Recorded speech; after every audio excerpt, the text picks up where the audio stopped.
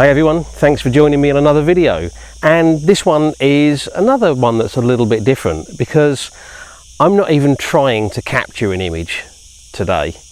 What I am doing is responding to a suggestion that came from somebody that watched one of my videos a few weeks ago, and they suggested it would be useful if I talked a bit more about how I focus when I do my landscape shots. So I'm trying to include that a bit more in individual videos, but I thought I'd do a video right now which is completely focused, if you'll pardon the pun, on how I focus. So I'll start off with the kind of disclaimer that says I'm not saying this is the only way to do it, I'm not saying it's even the best way to do it, but it's the way that works for me. So I thought I'd share it with you. Okay, so before we get into where I focus in a scene, let me just start off by talking about two methods of focusing. You can use autofocus or you can use manual focus. Now, there are a lot of people out there who will say that for landscapes you should only use manual focus. Personally, I don't think it matters a lot how you get the scene in focus, so long as you do. But having said that, there are a couple of things you need to be aware of when it comes to using autofocus. And the first thing is you need to actually try out your autofocus and make sure that when you put that little focus square on a subject, that that's actually where it's focusing on. And the second thing to bear in mind is that the way most cameras work, or at least when they come out of the box, the autofocus is tied in to the shutter release button. So when you do a half press of the shutter release button, the autofocus kicks in. So every time you press the button to take a shot, the camera autofocuses. And the problem with that is you probably don't want it to do that. What you really want to do is focus on a specific point in the frame and then leave it there until you're ready to take the shot. That's not a problem. There's two ways you can get around that. The first is you can half press the shutter button to autofocus on the exact spot that you want, and then you can switch to manual focus either on the lens or on the camera, depending upon what your particular setup is. The other option, if your camera will allow it, and a lot of DSLRs do, is you can set up what's called back button focusing, and what that does is it takes the autofocus function away from the shutter release button and assigns it to a button on the back. On my camera it's the AF on button, so I can focus by pressing that button, and then unless I press that button again or adjust the focus ring on the lens, my focus point won't change. So it's perfectly possible to use autofocus if you just bear those things in mind. Okay, so let's get on to where we're going to focus. And for the purposes of this, what we're talking about is a big scene where we've got something in the foreground, we've got middle ground, and we've got background, and we want it all to be sharp. Now, the first thing I will say is that you cannot have the entire scene in focus. Whatever distance you focus on, only objects at that distance are actually in focus. Everything closer than that and everything further away than that are actually out of focus. The real trick is that they shouldn't be out of focus enough that you can actually notice it. So if you view an image, it may not be in focus all the way from foreground to background because that's a physical impossibility, but viewing the image, the human eye can't tell.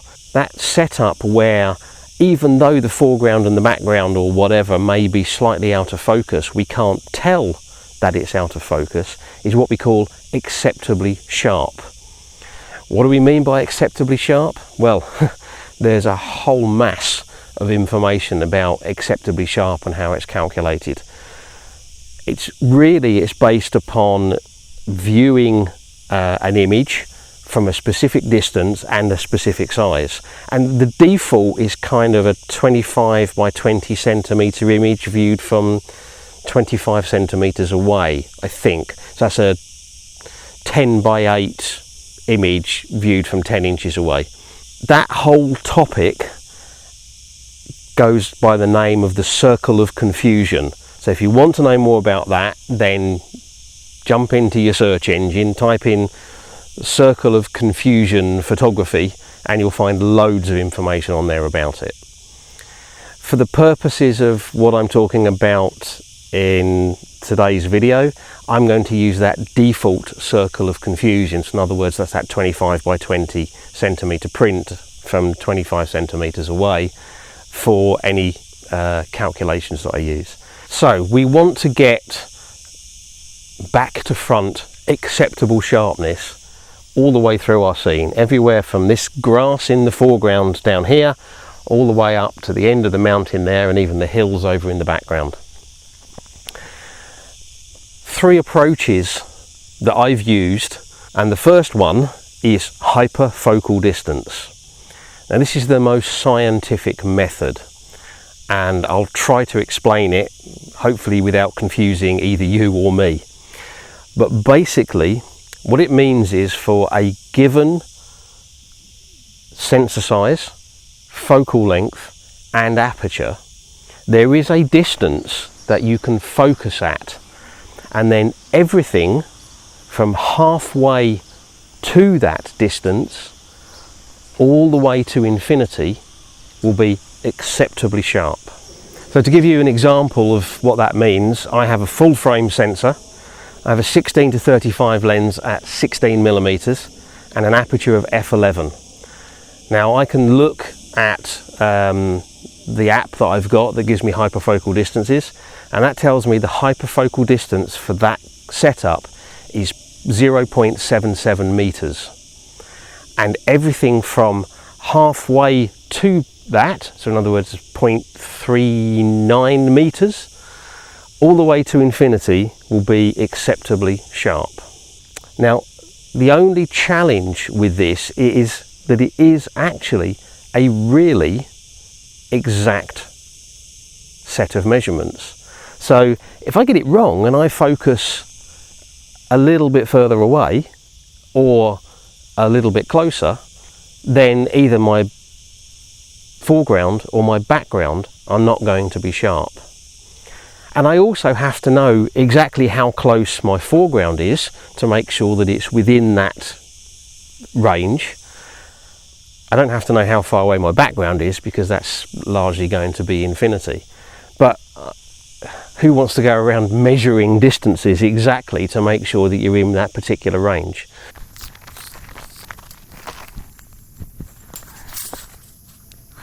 So hyperfocal distance is the most scientific way, and I know lots and lots of people use it and think it's the best way to do it. Personally, I just find it too much hassle. So the second method is the focus 1/3 of the way in approach. Now that's basically hyperfocal distance without all the calculations. It's much less accurate, and you certainly need to have a much bigger margin of error in terms of the aperture that you use, but it's basically focusing kind of 1/3 of the way up the frame, or focusing on something which is about 1/3 of the way up the frame. This approach is a bit hit and miss, to be honest, and I don't use it. I did use it, I used it a lot when I first started doing landscape photography, and what I would quite often find is I'd end up with a sharp foreground, but just things in the background would be a little bit softer than I wanted. So I guess that brings me on to option 3. So option 3 is basically focus to infinity, or at very least focused on the thing in the frame that is the furthest away. Now again, the same combination that I had before, 16 to 35 lens at 16 millimeters, f11 on a full frame sensor, and focusing to infinity, everything from infinity back to 3/4 of a meter, so 0.75 meters away from the focal plane of the camera, should be acceptably sharp. That's actually pretty close. That is the way I would shoot a scene like this. I would focus on the mountain up there, the end of the mountain up there, or possibly even on the hills right over there. It doesn't really matter because they're all well into the infinity range of the lens.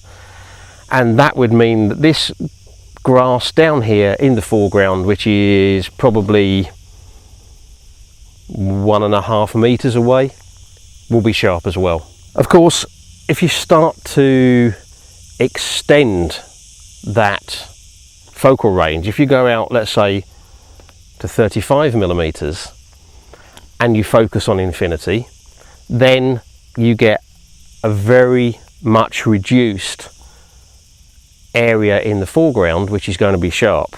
So at 35 millimeters, if I focus to infinity, f11, then 3.6 meters away from the camera is where my area of sharpness ends. Anything closer than that will be out of focus. So what you then have to consider is, if you want to shoot at 35 millimeters, if you're shooting at 35 millimeters, the chances are you haven't got anything really close in the foreground anyway.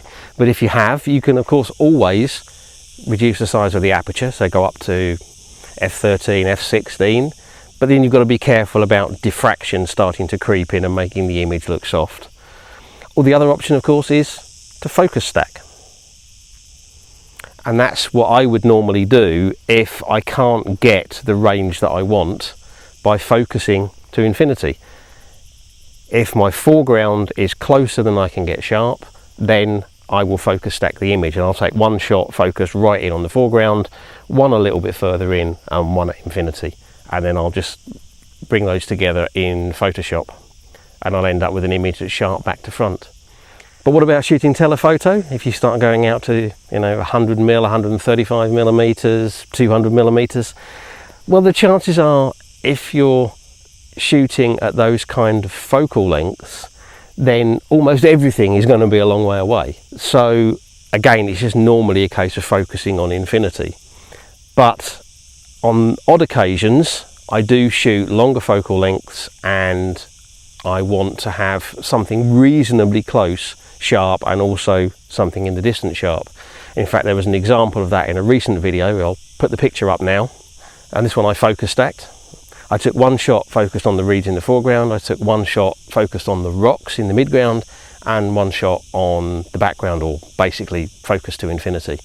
So if you're really not sure if focusing to infinity, or indeed focusing anywhere, is going to get you the back to front sharpness that you want, then the easiest and simplest way to check it is to use the screen on the camera. Two options. You can use live view, and then if you can zoom in to 100%, and you can scroll around and you can have a look at the background, make sure it looks sharp, and you can have a look at the foreground and make sure it looks sharp.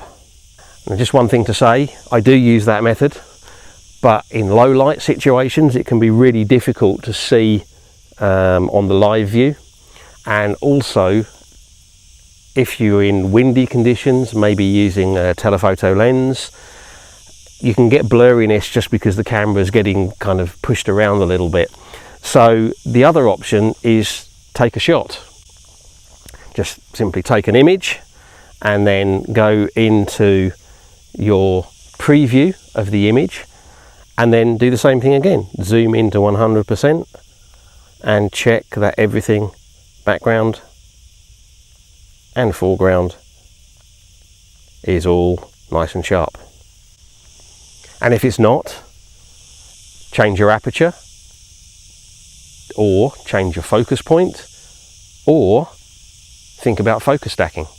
Normally get to a location, I set up, and I've normally got time to spend 15-20 minutes just refining my composition, getting it exactly the way I want it, checking that everything's in focus and all the rest of it.